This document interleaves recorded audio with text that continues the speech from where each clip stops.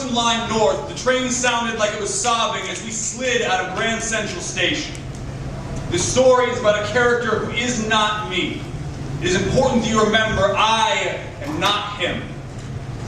When I was old enough, I joined the Army. I learned exactly how little one man can do with 2 hands. I served 4 tours. They sent me home on account of a growing fear of crowds, honorably discharged. The service is a job I did that I just don't talk about. So I moved to New York City. I mean, I love to ride trains and subways, and what better place to face my fears? Riding the Hudson Line North, the train was humming quietly to itself. The rustle of newspapers was the loudest noise. You could tell who was sleeping by their breath.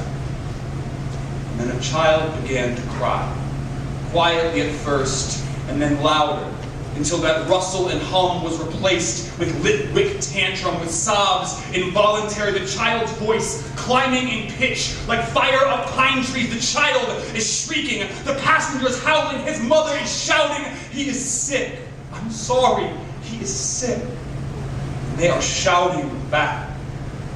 Women are standing up in their seats. I can feel the rocks cracking against the walls. This is not any kind of dream. There is a man in Carhartt coveralls standing up in the aisle, his face thrust into their seats. This woman is riding alone with 2 children from 2 seats back. I can smell this man.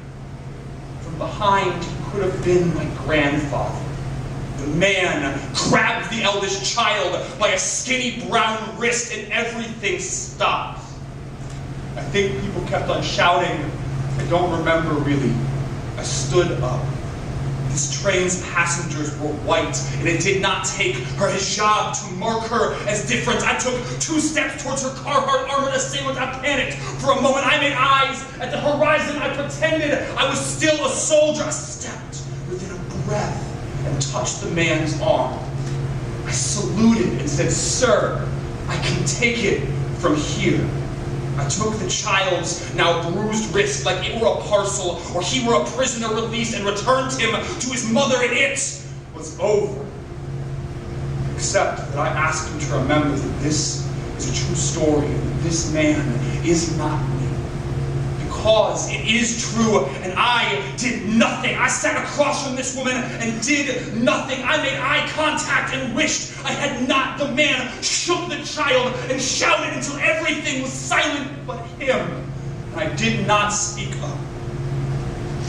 Each of us only gets so many opportunities to show another person that humanity is more than just the people behind you who will trample you when you fall, and I did not speak up. This is a secret I kept so long, I know it like a chipped tooth. I have rubbed myself raw on the edges of my own cowardice as long as I can remember, and this is how I remember how hard it can be to speak up.